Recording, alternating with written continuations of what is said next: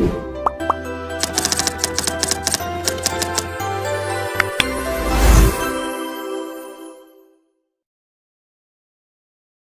pertama yaitu New Service Development. New Service Development atau pengembangan layanan baru adalah proses terstruktur untuk merancang, mengembangkan, dan meluncurkan layanan baru atau meningkatkan layanan yang sudah ada guna memenuhi kebutuhan pelanggan dan tujuan bisnis. Nah, ide layanan baru itu datang dari mana sih? Ide bisa muncul dari banyak sumber, misalnya masukan dari pelanggan, karyawan yang sering ketemu langsung sama customer, data pelanggan yang sudah ada, perubahan tren, misalnya gaya hidup, demografi, dan perkembangan teknologi.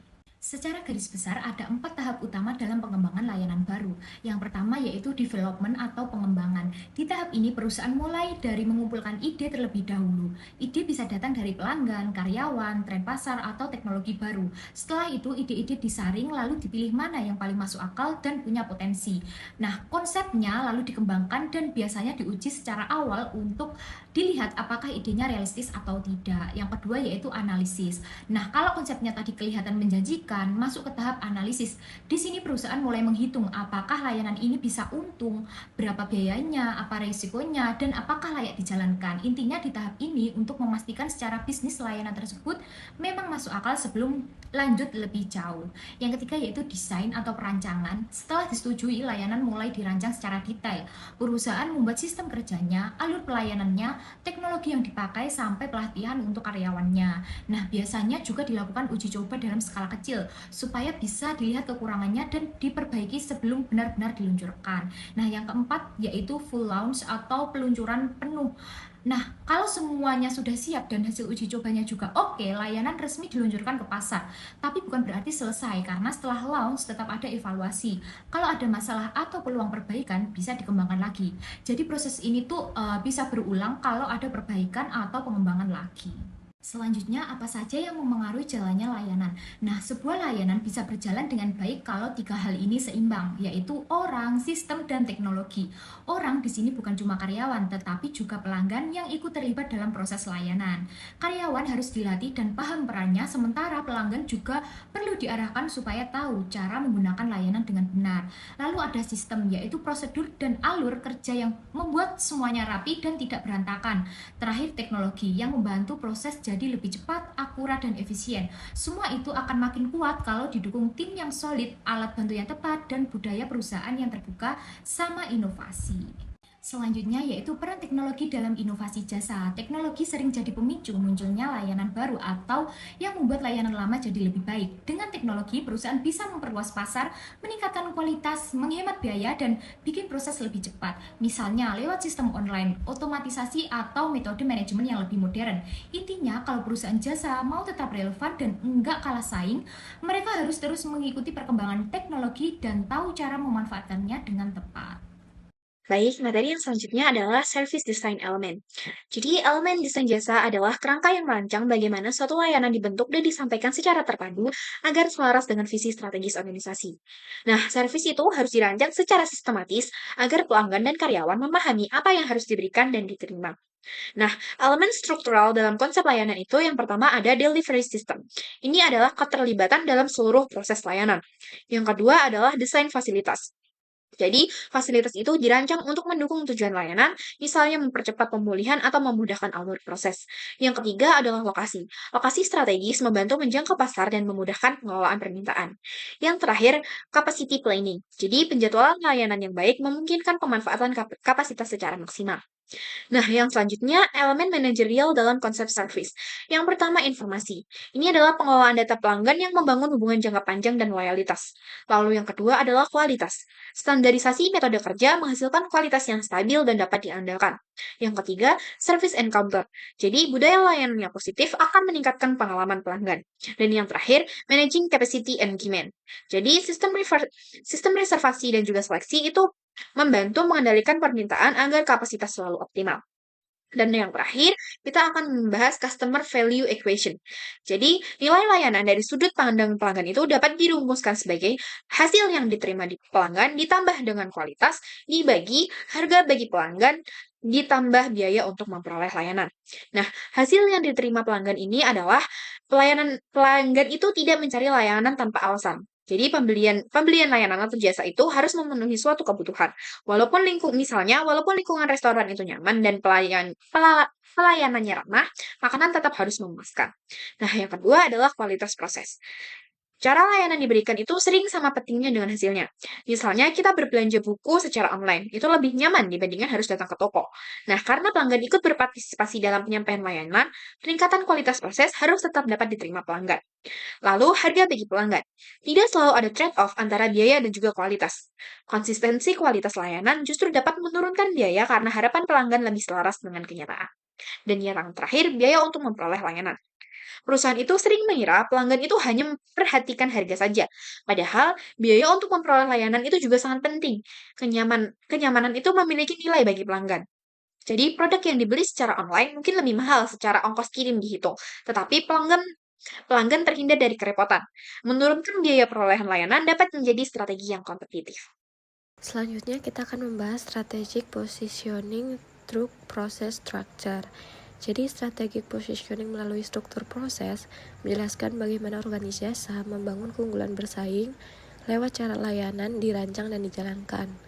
Struktur proses menentukan tingkat efisiensi, fleksibilitas, kualitas layanan, serta pengalaman pelanggan. Pilihan desain proses harus selaras dengan strategi bisnis. Apakah fokusnya pada biaya rendah, diferensiasi, atau responsivitas terhadap pelanggan. Selanjutnya beralih ke service blueprinting. Jadi service blueprinting itu adalah alat visual untuk memetakan seluruh proses layanan, mulai dari aktivitas pelanggan, interaksi front stage atau yang terlihat pelanggan, hingga aktivitas backstage dan proses pendukung. Jadi blueprint ini membantu organisasi mengidentifikasi titik kontak atau touch point, potensi kegagalan layanan, serta peluang perbaikan proses secara sistematis. Selanjutnya, taksonomi for service process design. Jadi taksonomi desain proses jasa mengelompokkan layanan berdasarkan karakteristik tertentu, seperti tingkat kustomisasi, kompleksitas proses, dan peranan pelanggan. Klasifikasi ini membantu manajer memahami tipe layanan yang dijalankan dan memilih desain proses yang paling sesuai dengan tujuan strategis perusahaan. Kemudian ada degree of divergence. Jadi degree of divergence ini menunjukkan sejauh mana proses layanan dapat bervariasi dari standar yang telah ditetapkan. Semakin tinggi tingkat divergence-nya, semakin besar fleksibilitas dan kustomisasi layanan, tetapi juga meningkatkan kompleksitas pengelolaan dan biaya operasional. Sebaliknya, divergence rendah mendorong efisiensi dan konsistensi. Kemudian ada object of service process. Jadi objek dari proses jasa ini merujuk pada apa yang diproses oleh layanan tersebut, seperti manusia, yaitu pasien atau mahasiswa, atau barang fisik seperti kendaraan dan pakaian, atau informasi seperti data dan dokumen. Perbedaan objek ini mempengaruhi desain proses, teknologi yang digunakan, serta keterampilan tenaga kerja yang dibutuhkan. Selanjutnya ada type of customer contract. Jadi, tipe kontak pelanggan menggambarkan tingkat keterlibatan pelanggan dalam proses layanan. Kontrak tinggi berarti pelanggan terlibat langsung dan intens, sehingga layanan harus fleksibel dan berorientasi pengalaman. Kontak rendah menunjukkan proses yang lebih terstandar, otomatis, dan efisien karena interaksi dengan pelanggan terbatas. Oke, kali ini saya akan menjelaskan tentang desain sistem layanan yang berawal dari konsep service package. Salah satu pendekatan utama adalah production-led approach, yaitu menerapkan prinsip manufaktur ke dalam jasa. Fokusnya pada standarisasi, efisiensi, pembagian kerja, dan penggunaan teknologi untuk menghasilkan kualitas yang konsisten dengan biaya yang rendah. Contohnya adalah McDonald, di mana proses kerja yang sangat terstruktur dan terkontrol. Kelebihannya adalah efisiensi yang tinggi namun kurang fleksibel dan kurang personal. Pendekatan yang kedua ada customer as co-producer, yaitu melibatkan pelanggan dalam proses layanan. Dengan sistem seperti self-service, buffet, atau self-check-in, perusahaan dapat meningkatkan produktivitas dan menekan biaya. Namun, pendekatan ini bergantung pada kesiapan pelanggan untuk berpartisipasi. Dalam jasa, kapasitas tidak bisa disimpan dan permintaan sering berfluktuasi. Oleh karena itu, diperlukan smoothing service demand seperti reservasi atau diskon di jam sepi. Kapasitas dapat dimanfaatkan secara optimal. Selanjutnya adalah customer contact approach. Richard Case membagikan sistem layanan menjadi dua jenis berdasarkan tingkat keterlibatan pelanggan, yaitu high contact dan low contact operation. High contact operation adalah sistem di mana pelanggan hadir secara langsung dan mempengaruhi proses layanan. Dalam sistem ini, pengalaman pelanggan sangat menentukan persepsi kualitas. Sebaliknya, low contact operation adalah sistem di mana pelanggan tidak terlibat langsung dalam proses produksi. Bagian ini dapat dirancang seperti pabrik dengan fokus pada efisien dan pengendalian proses. Strategi yang efektif adalah memisahkan operation high contact dan low contact. Bagian front office berfokus pada interaksi dan pengalaman pelanggan, sedangkan bagian back office berfokus pada efisiensi teknis. Selain itu, terdapat trade-off antar biaya pelayanan dan peluang penjualan. Layanan berbasis teknologi seperti website lebih murah, tapi interaksi dan peluang penjualan lebih kecil. Sebaliknya, layanan tatap muka lebih mahal tetapi berpotensi meningkatkan loyalitas pelanggan. Perkembangan teknologi informasi membawa konsep information empowerment, yaitu pemberdayaan karyawan dan pelanggan melalui akses informasi yang real-time. Teknologi memungkinkan karyawan bekerja lebih efisien dan pelanggan menjadi lebih mandiri melalui layanan online, tracking, dan self-service. Secara keseluruhan, desain sistem layanan harus mempertimbangkan efisien operasional, tingkat keterlibatan pelanggan, derajat kontak, serta pemanfaatan teknologi. Kombinasi yang tepat dari faktor-faktor tersebut menghasilkan layanan yang kompetitif, produktif, dan berorientasi pada pengalaman pelanggan. Selanjutnya kita akan membahas case study 100 Yen Sushi House. Jadi 100 Yen Sushi House ini adalah restoran sushi di Jepang yang menerapkan pendekatan production line dalam layanan jasa, dan seluruh menunya dijual dengan harga seragam, yaitu 100 yen per piring, dan disajikan melalui sistem conveyor belt sehingga pelanggan dapat mengambil sushi sendiri tanpa harus memesan. Nah, operasional restoran dirancang sangat efisien melalui standarisasi proses, pembagian kerja yang rapat, serta penerapan just in time untuk pengadaan bahan baku agar kualitas tetap terjaga dan inventory minimal. Model ini menjadikan 100 Yen Sushi House sebagai contoh keberhasilan peningkatan produktivitas dan keunggulan kompetitif dalam industri jasa makanan. Selanjutnya untuk pertanyaan nomor 1, prepare a service blueprint for the 100 Yen Sushi House operation. Nah, untuk blueprint 100 Yen Sushi House dimulai dari kedatangan pelanggan yang disambut serempak oleh seluruh staf. Kemudian pelanggan duduk di kursi counter dan langsung dilayani dengan teh, miso sup, serta peralatan makan. Nah, di sini pelanggan itu berperan aktif sebagai co-producer dengan mengambil sendiri piring sushi yang berjalan di atas conveyor belt sesuai dengan keinginan mereka. Nah, di bagian front stage, koki menyiapkan sushi secara kontinu dan meletakkan di conveyor belt, sementara kasir menghitung jumlah piring sebagai dasar pembayaran.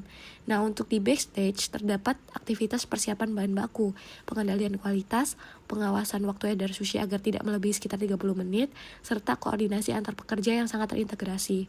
Nah, proses pendukung meliputi penerapan sistem just in time untuk pasokan ikan segar, perencanaan produksi berbasis data permintaan, dan pengendalian inventory yang ketat. Nah, seluruh alur ini menunjukkan proses layanan yang terstandar, efisien, dan berorientasi pada kecepatan serta kualitas. Lalu untuk pertanyaan kedua pada studi kasus, fitur apa dari sistem penyampaian jasa 100 Yen Sushi House yang membedakan dari pesaing dan keunggulan kompetitif apa yang ditawarkan? Baik, untuk fiturnya yang pertama itu adalah sistem conveyor belt, yaitu sushi disajikan melalui ban berjalan langsung dari dapur ke pelanggan tanpa proses pemesanan tradisional. Nah, keunggulan kompetitif yang diberikan adalah waktu pelayanan yang sangat cepat, sehingga mengurangi waiting time, lalu mengurangi kebutuhan tenaga kerja frontline, dan menciptakan aliran distribusi seperti lini produksi yang meningkatkan efisiensi. Lalu, yang kedua adalah konsep self-service. Jadi, pelanggan ini memilih sendiri sushi yang diinginkan tanpa pelayan. Dan keunggulan kompetitifnya adalah biaya layanan lebih rendah karena keterlibatan pelanggan. Yang ketiga adalah harga yang seragam. Jadi, semua piring dihargai sama dengan hanya jumlah potongan saja yang berbeda. Keunggulan yang ditawarkan adalah proses transaksi menjadi lebih cepat. Lalu yang keempat dan yang terpenting adalah penerapan just in time. Jadi bahan baku itu dikirim beberapa kali sehari oleh pemasok, bukan disimpan dalam jumlah besar. Jadi keunggulan kompetitifnya adalah persediaan menjadi minimal sehingga biaya penyimpanan akan rendah. Lalu yang selanjutnya kesegaran bahan terjaga. Jadi kualitas produk akan tetap tinggi. Dan yang terakhir mengurangi pemborosan atau waste reduction. Dan yang terakhir, untuk Fitur yang kelima, pemilik ini memiliki ringkasan informasi permintaan yang lengkap, sehingga pemilik tahu berapa banyak tiap jenis sushi yang harus dibuat dan kapan akan dibuat. Jadi, produksi lebih cepat dan juga efisien. Pertanyaan yang ketiga, bagaimana 100 Yen Sushi House memasukkan sistem tepat waktu ke dalam operasinya? 100 Yen Sushi House menerapkan sistem just in time dengan cara memastikan bahan baku datang tepat saat dibutuhkan, bukan disimpan banyak di awal. Mereka mempunyai kapasitas kulkas yang terbatas, jadi tidak menyimpan stok ikan atau bahan lain dalam jumlah yang besar. Sebagai gantinya, pemilik sudah bekerja sama dengan pemasok ikan supaya mengirim bahan segar beberapa kali dalam sehari. Jadi, bahan datang pas mau dipakai untuk bikin sushi. Dengan cara ini, biaya penyimpanan bisa ditekan, bahan tetap segar, dan resiko makanan rusak juga kecil. Nah, selain itu, sushi yang sudah jadi pun tidak dibiarkan terlalu lama berputar di conveyor belt. Kalau tidak terjual sekitar 30 menit akan ditarik. Jadi konsep just in time mereka bukan cuma di bahan baku tetapi juga produk jadinya supaya lebih fresh dan efisien. Oke, menjawab case nomor 4, sarankan layanan lain yang dapat mengadopsi konsep penyampaian layanan 100 Yen Sushi House. Layanan lain yang dapat mengadopsi konsep 100 Yen Sushi House adalah layanan dengan volume yang tinggi, proses terstandarisasi, dan fokus pada efisiensi biaya. Contohnya, restoran siap saji, menggunakan menu terbatas, proses produksi repetitif, harga standar, dan sistem alur kerja seperti lini produksi untuk menjaga kecepatan dan konsisten kualitas. Berikutnya ada bakery atau coffee shop grab and go. Produksi dibuat dalam batch kecil dengan sistem rotasi waktu untuk menjaga kesegaran, mirip konsep just in time pada sushi. Contoh selanjutnya ada food court, menggunakan tata letak terbuka, produksi terpusat, harga sederhana, dan alur pelayanan cepat untuk menangani volume pelanggan tinggi. Contoh yang terakhir ada laundry, menggunakan pembagian kerja yang jelas, proses berurutan seperti lini produksi, dan kontrol waktu untuk meningkatkan efisiensi. Layanan tersebut cocok karena dapat menerapkan prinsip production line approach, standarisasi, just in time, pembagian kerja, serta efisiensi operasional seperti yang dilakukan 100 Yen Sushi House.